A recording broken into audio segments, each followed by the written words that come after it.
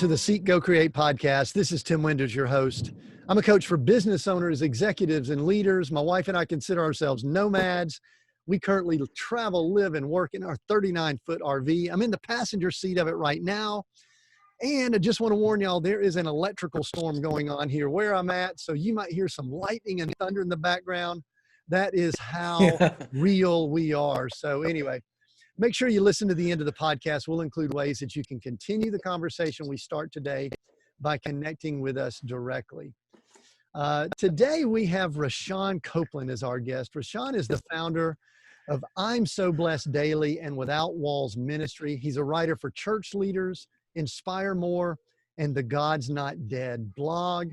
He's also the host of the Scripture and Stories podcast on the Converge podcast network. He's a graduate of the University of Central Oklahoma, currently earning his MDiv at Liberty. He lives in Oklahoma City, and he and his wife Denise and their 3 children. Rashawn, welcome to Seek, Go, Create. Tim, thank you so much for having me, bro. I've been pumped about our time together and just to get to know you even more, bro. I'm excited. Well, we're going to have a lot of fun. I tell you what, we've got so many things to cover. I'm a note taker, so I already thought of something I wanted to ask you that wasn't in my original notes. So that's cool. My first question I like to ask before I get too far along here is I gave the bio, and I actually could have given so much more. I mean, you've got massive social media following. You're so inspiring. You got so many cool things I'll ask you about in a little bit, but just in your own words, you and I bump into each other somewhere and we're on an elevator maybe, or if we could, in the COVID world that we're in now, and I just look over at you and say, hey, Rashawn, man, you got a great smile, man. I'd love to hear just what do you do? Tell me just real quick, what do you do? Love it, Tim. So if it was the elevator pitch, what I would say simply is I'm a minister who writes and a writer who preaches. So I never see myself coming to this place where I'm a minister. I used to run from God, from people, but I'm so thankful that God's grace is so good. And, I reflect where I am now. I don't deserve it. So I'll just sit on that. I'm a minister who writes and a writer who preaches. Wow. Well, that is, I think you've covered a lot of cool things that are going to get people's attention. And so I'm going to go ahead and dive right into that, because I saw somewhere when I was just kind of checking you out and poking around that you mentioned, and I don't know if this was a mission statement or if it was just something that you had a heart for, but you said that you wanted to make love go viral. What do you mean by that? Yeah.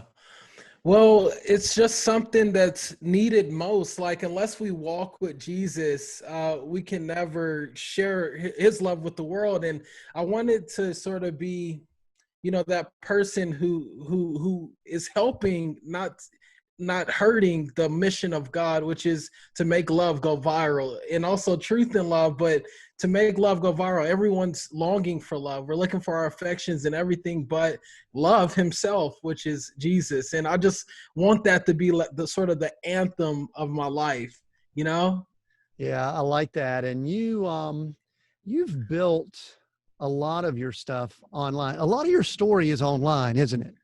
Yes, big time. Ooh, probably too much, but well, I guess I was going to ask that question because, I'm kind of from a generation where we actually can remember before online, and now we're seeing after online. And, I'm seeing some people that are younger now, and they don't know the difference. Everything's online. So, yeah.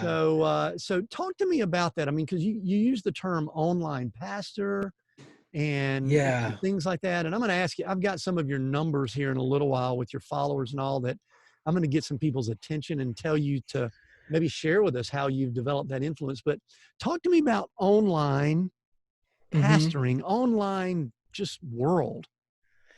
Love it. So I'll start off with online pastoring, brother. Like, again, I was a hedonist. Like, I am super shocked that I'm a Christian. Like, I'm blown away that I'm a Christian right now. And I'm even more shocked that I'm a minister and I'm an author and I'm, doing all these things position wise. And before all that, I'm a son. But I just wanted to allow God to use me the way he impacted me. I was at my last leg. I was about to commit suicide. I was out in Los Angeles about to take my life. And God uses literally a cell phone to really wake me up. And it was the social media app where there was this Christian girl. I never had I never had really had a great conversation with her, but she had wrote literally, something that blew my mind. It was a verse, and it said, "Oh, how wide, how deep, how vast the love of God is, and nothing in all creation can separate us from this love that's found in Christ Jesus." And as I began reading and reading, I started weeping and weeping. It changed everything, and that was through social media. That's why I'm so passionate to reach people who need this message of hope and life and grace. So, and that's where he met me. So I got to go share it. The gospel. So you met him within that online world. So Yeah. it seemed like it was just a natural progression for you to begin sharing that message in a similar way. Is that what I'm kind of hearing? Oh yeah, for sure. It was just natural. I was rescued radically, quote unquote, to rescue radically. And I feel like if it wasn't for God meeting me, not where I pretended to be, but where I actually was, because I pretended to be that guy who had a beautiful home in the valley. I mean, those were true things, G-Wagon, all this stuff, and this career, this job, praises of people, but deep down in my heart, in my soul, I was losing it. And I'm so thankful that he met me where I actually was, which was right in my mess, and he loved me through it and he let me out of it. That's why I can't help but to do the same, meet people right where they are, not even where they pretend to be, but just love them where they are. Not that I know where they are, but I'm Well, they're learning. all over, and they could be anywhere now with all this technology that we have. The interesting thing about it, I was actually interviewed on a podcast earlier today, and the question Mm, came up about my connecting with the Father and my connecting with Jesus Christ and becoming a follower of Christ. And my yeah. story is 30 plus years ago. I actually met him at a business conference. So I didn't meet him Come in a on. church, didn't meet him. Yeah, I was at a big coliseum with a bunch of other people. And the reason I bring it up, Rashawn, is because that is part of my DNA to share my faith in a business setting. I don't think Yeah. you do either. I don't turn it on or off. And I don't know that I could have really been, I mean, listen, God can do anything, but Yes, sir. I'm not sure that church is the place that he would have gotten my attention. What are your thoughts? Ooh, that's the same, bro. You couldn't catch me in the church. I was far from any religious building. He literally had to relationally encounter me in a way that I couldn't. I couldn't. Yeah, no person, no preacher, nobody was involved. I experienced the love of God in my deepest, darkest wound. It dazzled me. Yeah. So I can't get off this encounter that you had Mm, because it sounds like, there was this girl that you were either connected to or knew or whatever. And there was an app, and then bam, she said something. Were you, now looking back on it, were you being prepared for that? Was it like super bolt of lightning? I hate to say that with a mm. thunderstorm going on behind me. I need to be careful here. In your arm. In my RV, at least there's tires on it, so maybe I'm protected. I don't know. Yeah. But I mean, in looking back on it, I think we all want to say that the salvation experience was an event, but really our lives are a process. So you were probably being prepared. Did you have any clue that might happen, or was it that much of a shock? It was totally a shock. Oh It was my. totally a shock. Now, what was beautiful about it, I knew there were seeds planted in my life from the years before. Whenever I was the future college football star, I just signed a letter of intent, and I was literally, it felt like in the mountaintop of life and quote unquote success. I was headed that direction. However, one night I was hanging with a young lady, another huge part of my testimony, but I didn't know she had an ex-boyfriend, and I was gunned down. I was shot down twice, left for dead.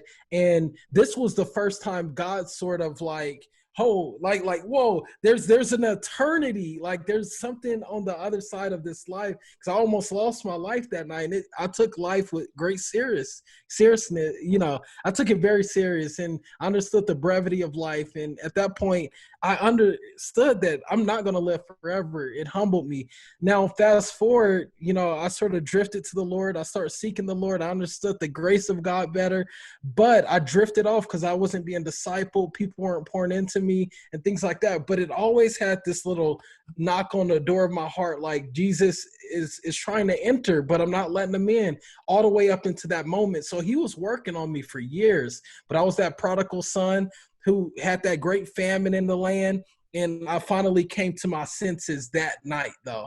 And I guess that was that sort of surprise moment. But I already knew I was far off in a foreign land. I just didn't know when was God going to wreck me and you know, humble me. But I knew it was coming. So this is a little bit off some of the conversation, but I think it's pertinent. What was growing up like? Was there any, we'll call them church folk, was there any church people around you, or were y'all just all out in the world, or did you have a grandmother somewhere that had been praying for you that you found out later she wasn't going to let you get too far away? Love it. That's a great question. Now, back at home, there was church folk. In Oklahoma, there was church folk I was around, and you know, some of it was more religious routine. Some of it was true devoted followers of Jesus. However, when I got to LA, it was a totally different picture. I mean, I was around more Satan worshipers and worshipers of self than anything close to the God of the Holy Bible. A lot of the universe and the, you know, the secret and, you know, all that stuff. I was hanging around the New Age folks more than the Christians. Now, but what's beautiful about it is that those seeds that were planted when I was in Oklahoma, you know, people who would pray over me and for me, and teammates that had influenced me for Christ. That's why I love FCA and what all that they do for the community, and you know, and also in colleges. But also I had ROTC buddies that would pray over me even when we would go on land nav test and all that. But it was always, God was always sending a man of faith or a woman of faith to encourage me, educate me, and almost equip me for that moment. So yeah, that shows you the divine hand that God has. But you mentioned something, I'm going to ask you, you kind of threw it out quick, but I'm going to go back. You mentioned people that were religious versus people that were kind of followers of Christ. And I'm not going to ask you to call names or anything like that and say like, well, Uncle Joe was this and Aunt Sally was here and whatever. But I think this is vital in the world today to me. So good. Yeah. And so I want to dig just a little deeper on this one point, because I think it impacted you later, and you were seeking some things out when you went to Hollywood, because I think we're all seeking. I think everybody's seeking. Come on, bro. Yeah. You know what I mean? So good, Tim. And man, I'm going to put that, I think I might name a podcast Seek. Oh, I already did. Sorry. You did. So, but tell me the difference, because you obviously now know the difference. Maybe you didn't at the time, or maybe you did. What's the difference between those two groups? And listen, we're not going to trample on them, but we're just going to observe and say, this group, religion, this group, relationship, or whatever, however you want to distinguish it, however you said it.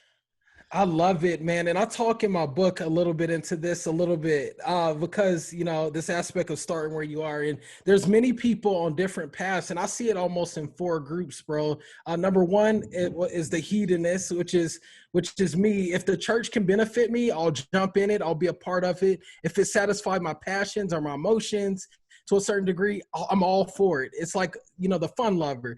And then you got the fault-finding judgmentalists. You know, you have people who compare themselves to other people. And, you know, the Bible says it's not wise.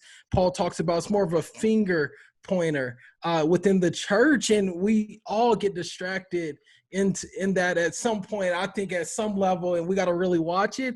And then you have the rock stacking sort of legalists the person who is more like, I'm gonna save myself. It's all about what I can do in my own strength, and like I was that guy early off in my walk. Like I always would try to measure my merits towards what God, like compete with God for, I can't compete with his grace. And I used to try to.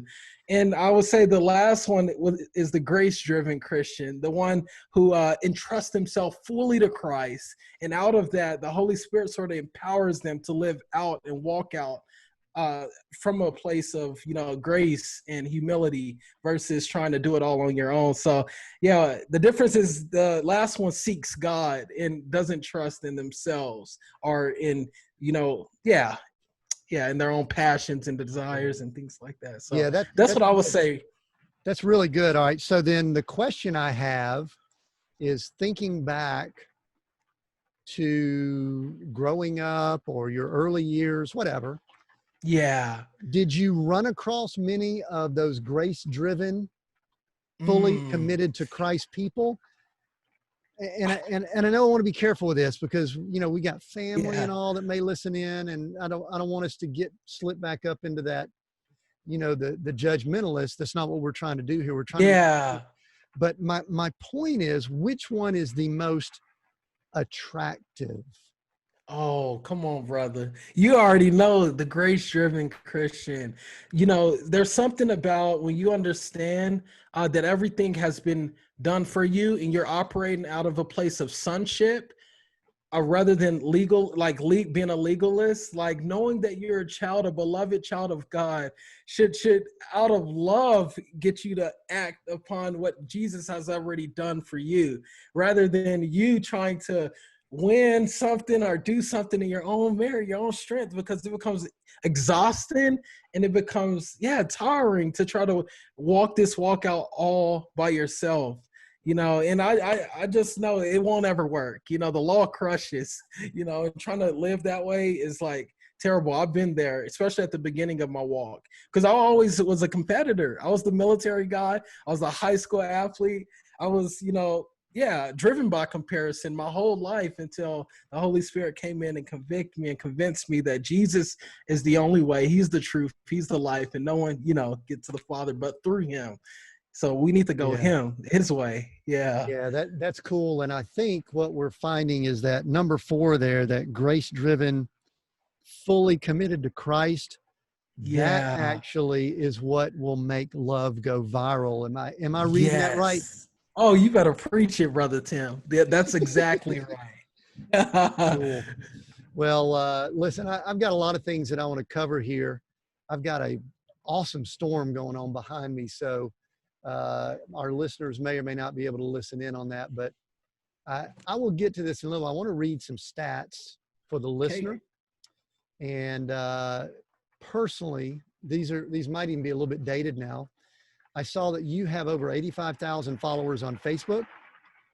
Without Walls Ministries has over 962,000 followers, over 30,000 on Instagram, 222,000 on Twitter. Viral posts, you've talked about 20 million plus followers across all platforms. And later, I'm going to ask you how that happened. So I just wanted to, truthfully, I was getting people's attention is what I was doing right here. Yeah. Because there's some people that are loving this conversation and some people are saying, can you get to some business stuff because we're in all areas? And I just wanted to get maybe some of those other people's attention. But I'm going to talk about influence, but there is a question I have got to ask before anything else. And that is, Soulja Boy. What? What? Yeah, I remember those days. I'm far from that. Now, tell me, some people are going, what is going on now? Where did this go? 56-year-old old white dude bringing up Soulja Boy. But tell us, at what point, now, I know there's a lot of significant things that went on in your life. Yeah. This may or may not be a big deal. I think we'll just have fun with it. What happened there? And you were the hype? Were you the hype man? Were you a hype man for him? Yeah, I signed with this agency out in New York called Fabrizio Agency to be a hype man for Soulja Boy. And I spent some time, in that space for a while. And eventually, by the grace of God, it was right near the season I found Christ and I got out of there. But it was a crazy time. I mean, you talk about the LA lifestyle, the flashy lifestyle, and that others envied. And I love the fact that others envied it. My heart was in a dark place. And, I performed for everything but the audience of one. I performed for everyone but him. And it was terrible. I was losing my soul in the process, and I'm so glad God redeemed me. All right. I've got to ask two things here to kind of help my listener, because I know our demographics, they stretch, we have a wide range of people listening, but there are people that may not know what a hype man is, and they may not know Soulja Boy. So just real quickly, tell us, because people are going to go, they're going to be going, what's a hype man? So tell us. Yeah. So a hype man, and I heard that thunder. Woo, you did. Yeah. It's bang, man. Let's right when we said hype man, bam. Bang. That's what a hype man is. Yeah, exactly. Blowing stuff up. But so a hype man is basically an MC. It's someone who basically works alongside the DJ and also the artist, but works in favor of the crowd. Basically is that, connection between the artist and the crowd, and really getting the crowd pumped, just to put it in layman's terms, like getting them crunk and pumped, and, making sure they don't lose a beat. It's like the storyteller, the host of what a show would be or something. With a lot of energy though, right? A lot of energy. Hype. That's where you get that word hype man from. What? People dig that stuff, and they get them all ready to crank that Soulja Boy up, right? There you go. Yeah, glorified MC. Some people, we'll just make people do this. They just need to do a YouTube search on "crank that Soulja Boy." They just need to do a search on it, and they got it. Boy. So here's the deal, though. There are a lot of people that would listen and go, dang, he was like, not the pinnacle. I mean, I know, listen, that's one of the problems with that lifestyle is there is no top there. It's insatiable. There's an insatiableness to it because you can never reach full satisfaction, in my opinion. But a lot of people would say, man, he's arrived. You're on stage. You got a microphone. You got people going crazy at concerts. But you said something about a darkness. Yeah. What was it like? I'll ask this question. What was your soul and your flesh like when you were on the stage? And then what was it like in the quiet times during that season? That's a great question. I wrestled between sort of the glorious lights and the dark secret shadows of the reality of what was happening. And that's something that always I've seen as a conflict between the two. I would definitely say, when I was on stage, it felt as if like, man, I was being quote unquote worshiped. And because I was being quote unquote worshiped, it felt like I was in the right place. It felt good. It felt right. But at the end of the day, I knew that my own heart was made for worship, but it wasn't to worship myself. Like, at the end of the day, there was something that didn't sit right to me when I was quiet off in a room and my heart was full with anxiety because it was all about me. And I was truly miserable because I was like, what? Like, dude, I'm in this house, but I feel so empty. And I like, at the end of the day, I realized that my heart was made to worship God and him alone. And I finally got back to that place. And yeah, I love what is his name? Adams. No, it wasn't Adam Sandler. It was Drew Carey, or someone said, I wish everyone had an opportunity to be famous, quote unquote, so they realize how empty it truly is. And it was just, and I wasn't even that famous, but I was literally on my way. It felt like on my way to that. And I was still terribly miserable where I was. Yeah. And it's so interesting how we begin defining success at a young age, because it sounds to me like you've had some success in athletics. I think Yep, you had athletics. background in military. You've been out in Hollywood. What about, I mean, this is a little bit of a personal question, answer whatever, but sometimes there's fame, but there's not a lot of money with it. Sometimes Yeah, people make a lot of money and they do well, but they don't have the fame. got it. Did you have the money with the fame, or were you living beyond kind of financial? Can you tell us a little bit about that? Because a lot of people think just because someone's on TV, they got a boatload of money, and that's not Exactly. always the case. Exactly. I love it. Great question. So the influence aspect, then you have the affluence aspect. But influence, it feels like in a way it sort of turns into where you can profit and make money. But a lot of times the people that I met in LA that have millions of followers was barely making it through the week, and these influencers go out there for the sole purpose of that next big opportunity, and a lot of it came from out of this mentality to fake it till you make it type thing, and we do it for a long time. I was a part of that.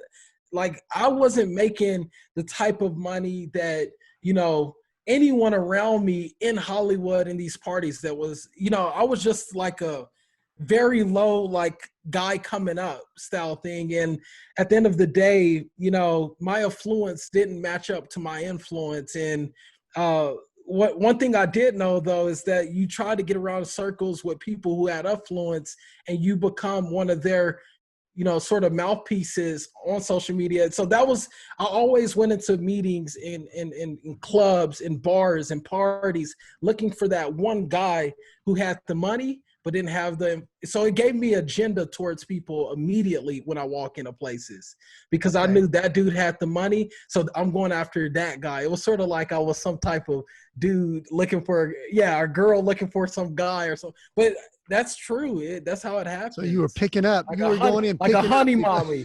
Yeah, or whatever you call it. Well, no, I mean, let's say you had a skill, you had a talent, and you knew in the world we're in that it was something that could match up to some people. Yeah, which is good, which is real good. So, well, I appreciate you saying that, because I have this theory that we all have idols that we have to wrestle with. Yeah. Or, I don't know if that's what the Apostle Paul was talking about, the thorn in his side, but we always have stuff. Mine was a pursuit of success that was probably different than yours. Mine was in the business realm. It was chasing after money and business and starting up, and the adrenaline of startup companies and businesses and things. And sounds like yours was in, college, military, the Hollywood scene. Yeah. So here's the thing. This is, I hope this is a good question. I think it is. I don't think that the Lord makes mistakes when he creates some of our talents and skills. So you've got some talents and skills in your college, military, Hollywood. There were some things that you, when you came to your relationship with Christ, had to leave behind. But there's some things that you pulled from those experiences that you needed to take into this world you're in now. What are the things that you needed to pull in that if you had not been in the military, you would not be able to do this right now? If you had not been a college athlete, this would not happen. Have you pulled some of those things up to this current place you're in? For sure. I needed the discipline of the military that sort of, spurred me on to this legalistic sort of route, making sure I had all my things together. It's really performance based, but I needed to know certain aspects of that so I wouldn't, quote unquote, it helped me to see the even beauty of the gospel even more, understand grace even more. But it also helps me in my spiritual disciplines, like not in a legalistic way, but when I need time with the Lord today, I truly need time with the Lord today, and I got to set that up. Or when I need to, out of a place of not duty, but devotion, get into the word of God, I have that discipline that's already sort of made up in the, as an athlete and as a military guy. So I think I brought those over, but also God's placed me strategically, yet specifically in certain places with different people from all over the world in the military, so I can sort of be like what Paul said, I become like all things to all men that I may win some. So I know what it looks like to go and sit, with, Hispanic, the Hispanic, Puerto Rican, all different types of folks from all walks of life, the city boy, the country boy, the college girl, the commander. I was a lieutenant, so I know how to get with people from all walks of life, and by the grace of God, I can relate to them, and I'm thankful for that, because now I can use it for the gospel and be a fisher of men in that way as well, and relate to them. So that's what I pretty much take from those. Rashawn, that brings up a great point that it is nowhere in my notes. So let's just call this the Holy Spirit. Okay. Amen, brother. We are in a time that division is at an all-time high. Mm-hmm. The world is, depending on when people listen, there's been a pandemic, or there's still a pandemic, or whatever, there all kind of stuff going on. And there's a real issue that has bubbled up in, mid part of 2020 that's been around for a long time. And that's the issue of race.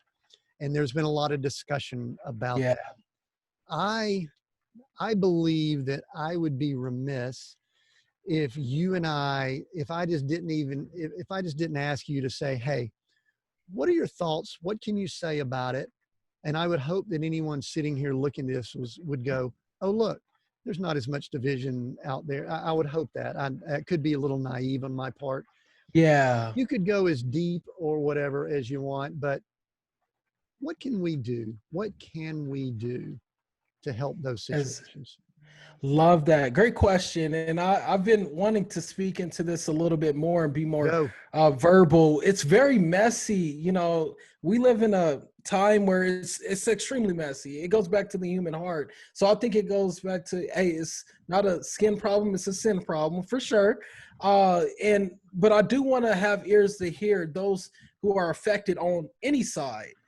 And I want to be able to I think the greatest way we can love our neighbor is being like Christ. And also, I don't want to say quietly hiding behind the cross, but standing up for what we don't necessarily see comfortable in speaking about. So I just think we need to be bold in this hour. Like he said, the righteous are bold as lions. So speak up, but also have that compassion to hear, the perspective, even if it's not true. Definitely don't don't compromise your conviction for the sake of trends and things that are a falsehood, but try to get an understanding. And I think out of all that I get, in Solomon said, get an understanding. And I think that's so important in this hour, and find a way to still honor people you don't agree with, and pray for them and love them, those who are even against you, in the message of the cross. But it goes back to him, man. I'm just trying to be gospel saturated, but still understand, like, I know a lot of people have been saying this, Brother Tim.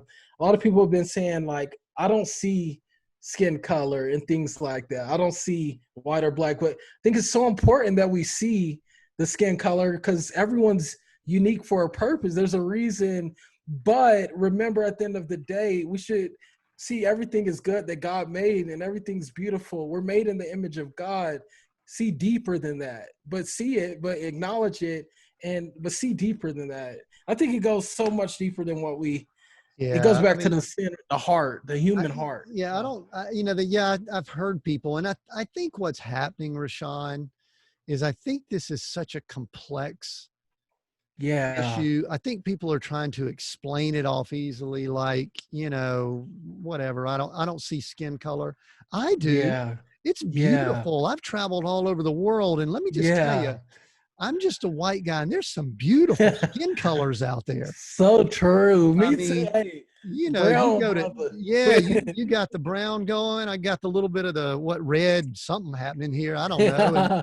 And, I've been to India, and they've got a darker brown. I mean, it's beautiful. Color is beautiful. And to me, that was a part of the creation, and where people, settled and things like that. But you're right. It's the heart issue. But since you're the Yeah. guy that's wanting to make love go viral, how Mm. do we get through to those hearts when there is so much ugly noise out there? And I'm about to get to more social media questions for you. How do we Okay. do it on some of these platforms where they are some of the ugliest places to be in the first place? I love it. So one, be covered in prayer. Be covered in prayer. Number one, I know, like whatever you don't cover in prayer is vulnerable, and I think a lot of times that I went on sort of social media and I sort of went on in, with my mind not on the things of God, on the things of Christ. I sort of am provoked a lot of time to get into those little circles and talk the way I want to talk. But if we go back to the mission is to know God, to be known by Him, and to make Him known. And if that isn't our chief objective, we're doing something wrong, and we're shifting away. And I don't want to get too much caught up on wrong and right and this and that.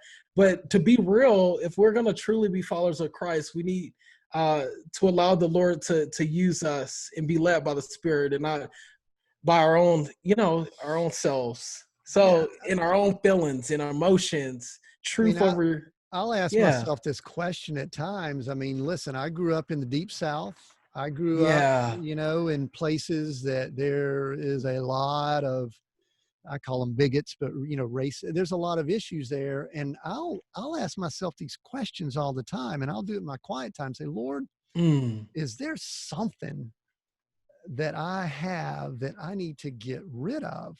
yeah. That's good. And It's and good, Tim. and I don't know that any of us are there, but maybe I'll ask one more question. We'll kind of move on from this, because this is something, getting information and getting, you were on a buddy of mine's podcast, Neil's Other People's Shoes, I think, weren't you? Oh yeah, Neil, Getting in he's other people's shoes. amazing. Yeah, yeah, he's a cool guy. So Neil's awesome. But I like to I'm going to kind of steal from him here. I would like to know, is there anything that that someone like you would need to tell a middle-aged white guy to understand better something? I mean, listen, I get it's a hard issue. I know that. I don't know what it's like to Yeah, drive down and get pulled over or anything like that and have fear about it. We hear about that. I don't know how accurate that yeah, is. I just, I struggle with the information we're getting, truthfully.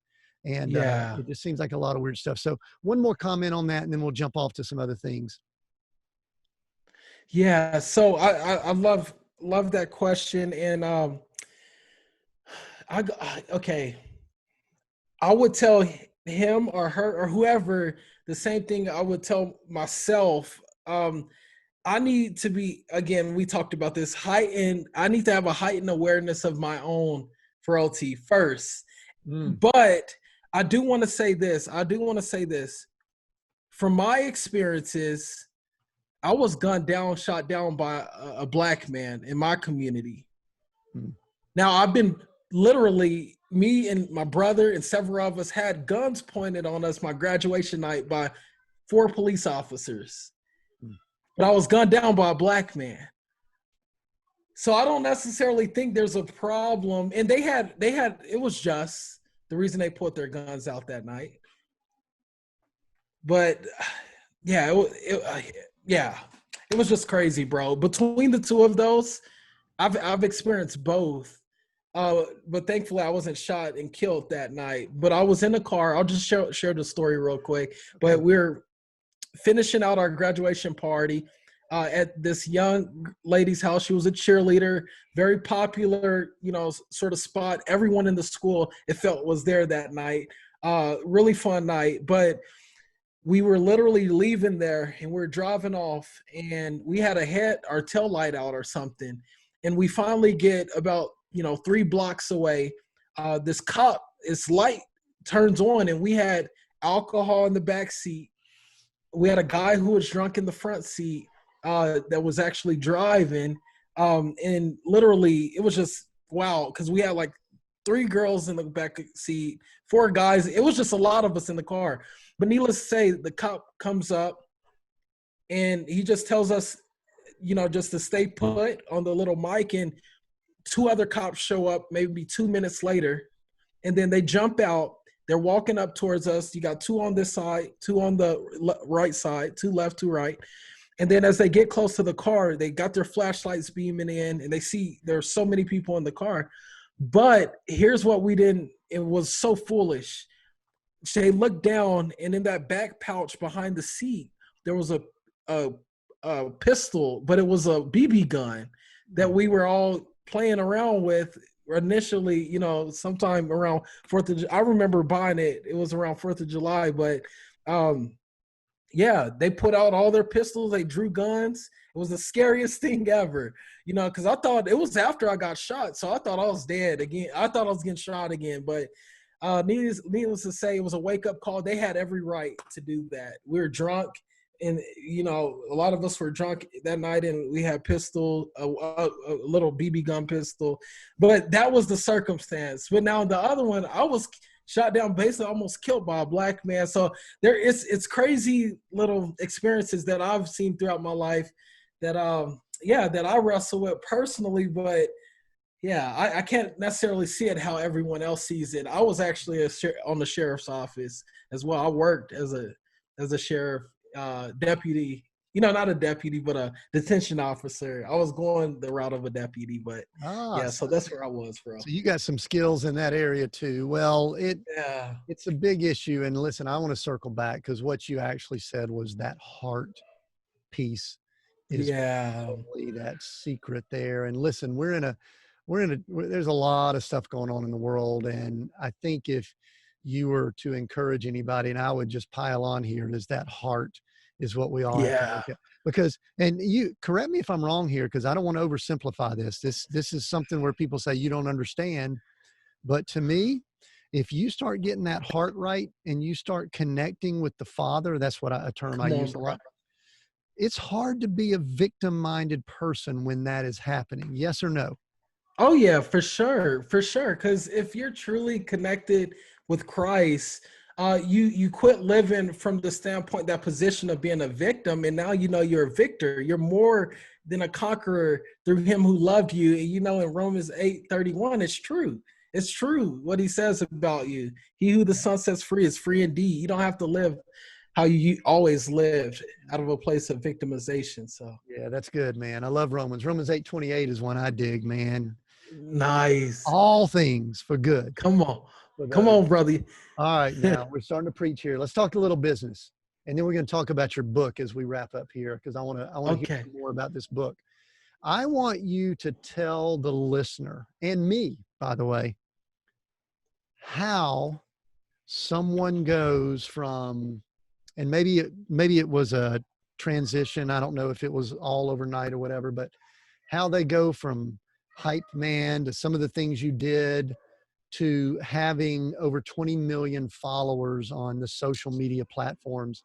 And I would love it if you could give us some tangible teaching and some encouragement here, because there are a lot of people that have a message that they would love to share that message, but they are just struggling with getting it out beyond their 25 people that follow their posts and sometimes argue with them about their politics.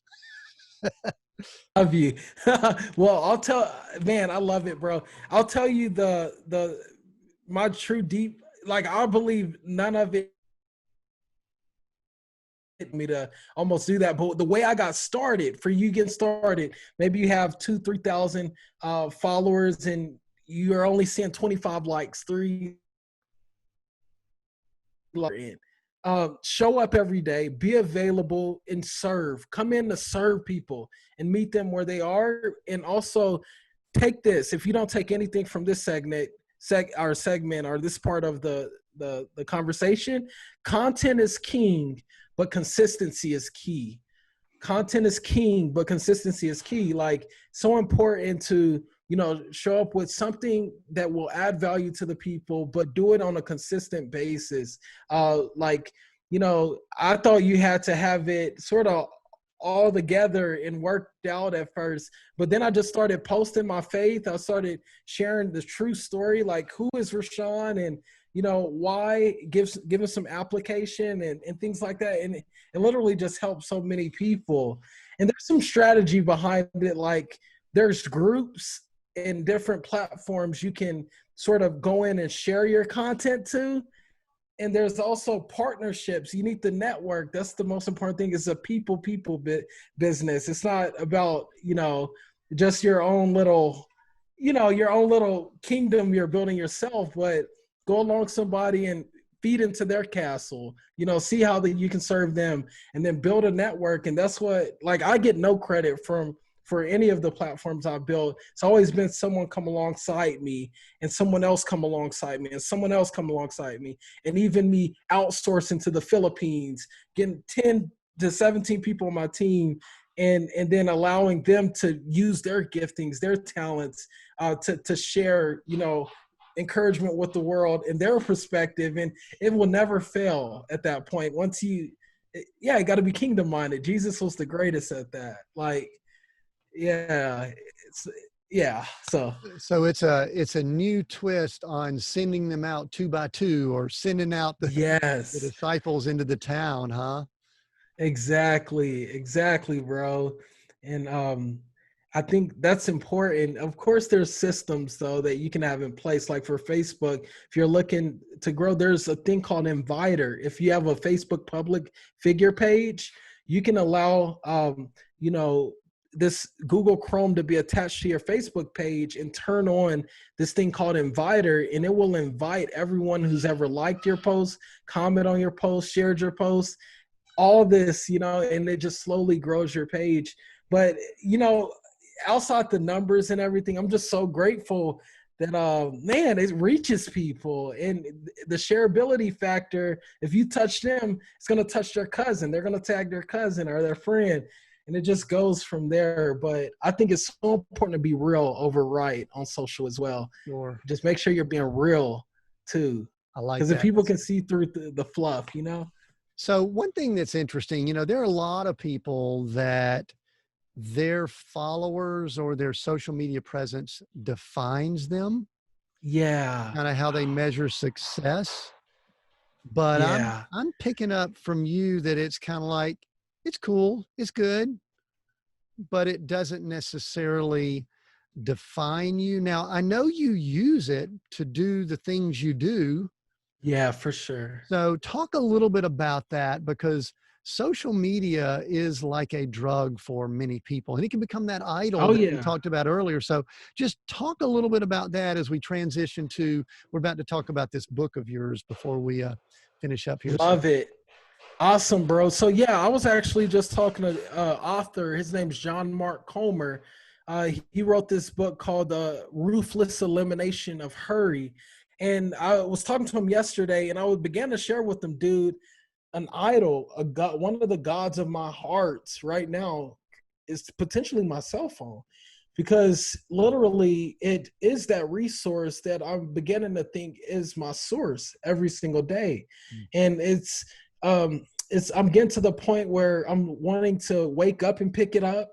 I'm getting to the point where it goes to the restroom with me. I'm getting to the point where like it's everywhere with me. And he began to share with me a few things, practical things I could like really began to, one, help God to purge this little desire out of my heart. But what was amazing about it is when I get things in a proper perspective, there is an aspect that I know it feels like some of my livelihood is on there, because if everything is stripped tomorrow, like a lot of people had been affected by their brick and mortar buildings and their businesses being stripped, dude, I don't know. I'm just going to have to trust God, but I have to remember I can't attach my identity to it. Even when I go to post, it's an audience of one. I'm his son, and I got to remember, what did he tell Jesus right when as he was about to begin ministry? Before he did anything, before he was, went through the wilderness, and before he got sent out and launched into ministry, he said this: my beloved son, whom I'm well pleased. Like he didn't do anything yet. Like, then that's where we all should be. Like, we should all draw our identity from the Father, audience of one, not fighting for applause, not protecting myself from critique of other people, but audience of one. Yeah. My son, I'm pleased. Yeah. I'm pleased with you because of the Son, Jesus. Yeah, that's good. That's good. Rashawn, how do you define success? What is success for you? Love it. Tim, knowing God, loving God, and obeying God in that simple way. Knowing Him more, loving Him more, and obeying Him. I just celebrated my wife's our anniversary here yesterday. It was a great night. But I just came to this realization that when I first met my wife, I don't no way near love her as much as I do now because I know her more. The more we know God, the more we love Him, and that's when we're gonna be that grace-filled Christian that wants to obey Him more. Yeah, And that's what I want to be more like. That's good intimacy right there. Yeah, and I want to. One more thing I forgot earlier is that phone thing is interesting. I've been playing around with some stuff too, and I actually leave my phone behind from time to time, and I've got no sounds or notifications on it, which my wife isn't. Beautiful. She's not always super excited about it, but we've kind of gotten to where we will charge all our devices not in the bedroom. We do it outside. Love that. And so, we don't have to get into details here, but there's other stuff that needs to be done in the bedroom, not hanging out on your phone or watching TV. Yeah. And sometimes I'll read some books or something like that. So I don't want to be, you know what I'm saying? Love it. Absolutely. And but that's something that our world we're facing right now is that we're attached. We've got these devices that are with us all the time. And I am practicing not doing it. Sounds like you're doing the same. Yeah, exactly. Yeah, that's my very thing. I want to fast from my phone as soon as I can. Well, my publisher wouldn't like that much because I'm getting towards the end of the book launch time. So, but I'm getting close. So let's talk about the book here. Start Where You Are is the name of it, and the first thing that I want to ask you about is I'm going to give you a little bit of an opportunity to, we won't call it boast or brag. But when I was looking at all these endorsements and I was blown away. I was going to cut and paste some into my notes, but I just kind of said, you know what? I'm just going to ask him to talk about how that happened. And maybe, I know you don't have favorites, but some of the endorsements that really, this is a term I like to use, nourish your soul. What are some of those endorsements? Talk to us about the endorsements, and then I'm going to ask you about specifics of the book. So let's talk about endorsements first. Love it, man. Well, I'm so grateful that you noticed that one, but also that you shed light. You're the first one ever shed light on some of the people who had the gall and are the audacity to jump in and help me out, and endorse the story and what God laid on my heart. So I'm so thankful for that, and I'm humbled by it. So with that being said, I got one that I'm so thankful for. I would guess, well, there's several, but one, I love Manny Pacquiao. He wrote the foreword, and he's been an amazing man of God. Me and my wife have been drawn sort of to the Philippines. We've got called there to be an evangelist missionaries right there on the island that he was from, the southern island, Mindanao. And he's just deeply impacted us from, one, the influence that we have in those circles out there that share how his story and his testimony and his life. So, but number two, Greg Laurie was another big one that I was just so grateful for, because just his heart for the gospel, but also for people, and then for them to hear the message. That's the same sort of passion and zeal I have to get the message out there. And he was able to just really endorse my story. I've been with him several times by the grace of God and through relationships to be able to meet with him in person and get to know him a bit. And that was amazing. Now, Eric Metaxas is another one I really thoroughly enjoy, because he is just, I love, one, he's just this articulate guy who wrote the Bonhoeffer and all these other amazing masterpieces. And he just has a way that is so unique on approaching the gospel and the text. So I love it. And then I have others like Emily P. Freeman, Bobby Grunwald, who is the founder of YouVersion, and several others that are on there. But I'm grateful for every single one of them, dude. They all have impacted me in one way or another. I actually went to Israel with Emily P. Freeman, who is the founder of Hope Writers, and she has a ton of other books out there in the world that are impacting people, women all over the world. And yeah, there's just so many. But did any of them stick out to you the most? Like I love this person or that person? Or one of the things that was interesting to me that seemed like it was, I don't know, an anomaly, one is like, ooh, I didn't see that one coming, was Manny, Manny Pacquiao, the boxer. Some people don't even know maybe who we're saying, but I mean, this guy, pound for pound was one of the toughest boxers that were out there, a fighter, but a man of faith and really a hero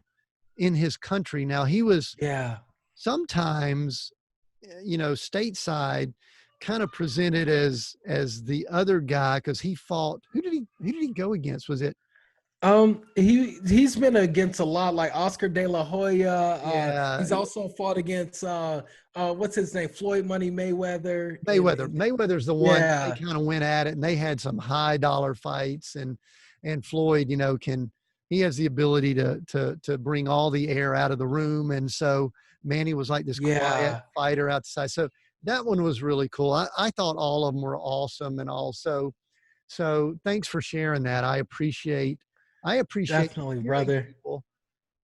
I think it adds a layer of humility for us to be able to share people that speak highly about us. Do you? Yeah, for sure. Because I think it's amazing, one, to see the things that they've done and amazing things that's happening. But I think it's humbling and it displays humility because it leaves you in awe of what God can do and what he has done in your life personally. So that's where I come from with it, brother. That's good. Like, wow, like who am I? Like, who am I? Like, I am nobody. Yeah. It's crazy. Let's talk about this book, which is Start Where You Are. And I want to read a description that we pulled from somewhere. I can't recall, but it says, I started with being sexually abused at age 11. Yeah. I started with being shot down at age 17, left for dead. We discussed that earlier. I started with being addicted to sex, money, porn, and fame. I started with anxiety, depression, and a whole lot of pride. God met me there. What do you want to tell us about any of those statements? We've kind of talked a little about the being left for dead, maybe a little bit about the fame part, but anything else, sexually abused, man, that's rough. Anxiety, depression, just tell us, peel some of that back for us. I'm so thankful that one, we're not too broken for God to fix. We're not too dirty for God to cleanse. We're not too unworthy for God to love. For some reason, God used, just like you said, brother, in Romans 8:28, he used every single thing for the good of those who love him and that are called according to his purpose. And like Job says, he uses the evil for good. Like, I'm so grateful for that because, one, when I was in 4th grade, that English teacher, stole something from me. That 11th grade, something was stolen from me when I was 11 and I was sexually abused, when I was gunned down, all these things. When I was going through the deepest, darkest moment of my life and struggling with depression, all this stuff really proved how truly desperately I needed God to rewrite my story and change me. And I'm so thankful, like whoever's listening out there, no one needs to clean themselves up before they come to God. And that's my message, man. That's all I'm simply saying, because his love is available for you right where you are, but his love changes you when you come and you truly see it for what it is. And he said, for God so loved the world that he gave his only begotten son. So whoever believes will never perish but have everlasting life. But his love is found in his son. When we truly go to him, acknowledge who we're not and who we need, it changes everything. So that's what I would encourage someone out there with today, bro. Like, I needed to be met where I was. Yeah, that's good. So what was the catalyst for this book? Is it something you've been, I know because you've written other books and other things also, but what was the reason for this book at this time? Because I think it's fairly significant. My guess is you started on this book before March Yeah, when the world changed. definitely. So to me, it tells me the Lord was preparing something for you to get this out during this time. Yes or no? Yes, first it felt like um I wanted to write something that wasn't just about me memorializing sort of my life, but I really truly wanted it to be your life, Tim. I wanted it to be the listener's life. I wanted it to be all of our lives because when I read scripture, it was exactly their life. God had to meet them right where they were. If you look at Apostle Paul, again, he was on the road to Damascus looking to slaughter Christians. And God did not just keep him where he was, but he met him right there, not to keep him there, but to love him through it and lead him out of it. Jesus says, Saul, Saul, why do you persecute me? And then immediately he sees the glory of God. He goes blind. But when he could see, he went blind, but he could see again. When he could see the truth and what he was doing, how he was in his mess and how he was loving it, he realized that, and he surrendered himself to a holy and a loving God that transformed him from the inside out. Now he went off to preach the gospel to a broken, dying world, which we still are reaping the benefits of his faithful service. And I'm so grateful for that. And look at the Samaritan woman, just all the scriptures or the Bible. He's meeting people where they are, not where they pretend to be. Yeah. So how long did you prepare for this book? I mean, I just finished writing a novel that's kind of a Oh, fable, nice. which is kind of cool and all, but I know what some of the process is. So what was that process like? And was it something where it was just birthed and you sat down and bam, there was a book? Was there a long gestation period? Just give us a little bit of that. Love it, Tim. So that writing process, although it was very, I loved it. I enjoyed it, but it was painful because I had to go back to the memories of my past that crippled me, which then again crippled me with doubt. Like, you can't do this, Rashawn. Do you remember what your teacher said? Your grammar is terrible. But if I understood, in those moments, clearly, like, God was telling me I have a greater story than the grammar problems that I had in seventh grade. Like, there's a story. Don't worry about the grammar. I have a story I want to share through you, and it's the story of my son, Jesus. But also, I had a message, but I feared the process. I feared it. Mm. I hear all these stories and how many people, started a book but didn't finish a book. You hear that all. Go listen to a couple of writing podcasts. You'll hear it all over the place. So I was struggling with that, but I needed to truly come to grips that to share my opportunity, I needed to share the obstacle. To share my testimony, I needed to share the test. To share the message, I needed to share my mess. I had to come to grips that this isn't about me.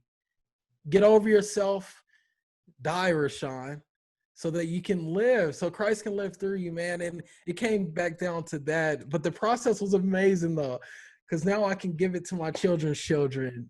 So I'm excited about that. I know you're pumped about that, too, that it'll live on longer than you, Brother Tim. That's a So good legacy. Yeah, that's good. So was there anything, and we're about to wrap here. I've got a couple things we'll finish up with, but was there anything therapeutic or that ministered to you during this process that you can share? Obviously, you hope that it does that and it will do that for people that read it, but you said you had to visit some memories and things along the yeah, way. How were you different today than you were when you started working on this book? love that. I would say, one, I had people alongside me. I had a friend who had tons of experience with writing, and I call him basically my literary therapist. He was really someone that come alongside to speak into the writing, but he was literally like my therapist. He's like, it's okay, go in, share it, Just put it on the paper. Write it, brother. Get it down. Like he was just encouraging me in that. And then he would give me simple reminders that there's someone out there who needs to learn from you. But not only that, they need to be touched by you.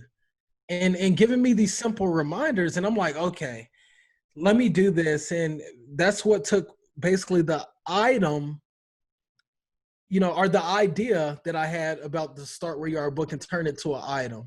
It itemized my idea, which is having someone near to me to really pour into me. So if you don't have a community, a writer, or a community to get around you while you're writing the book or processing through the book, I would highly encourage it, because I don't think the book would be done if you didn't put a tribe around me.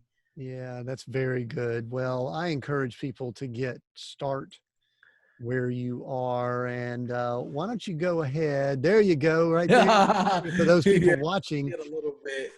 right behind it. Well, I'm going to go ahead and let you go ahead and share with us how people can connect with you, where they can get the book, where they can go. Obviously, you're on social, and you can let people know. We'll include things down in the notes, but just go ahead and verbally tell them where they can go and when. And Awesome. we've got a couple things going on here. Some people are going to be seeing this via the Facebook Live, so they might be seeing it early, like now, and then the podcast probably won't be released till October. So people could be listening to this all ends of the spectrum. So just keep that in mind. But how can people connect with you? I would just say the simplest place. Just go here, startwhereyouarebook.com. That links you to all my social medias, and also you can check out the book and grab it if you just need to be met where you are, truly and authentically, and experience the grace of God to become a grace-driven Christian. Come on now.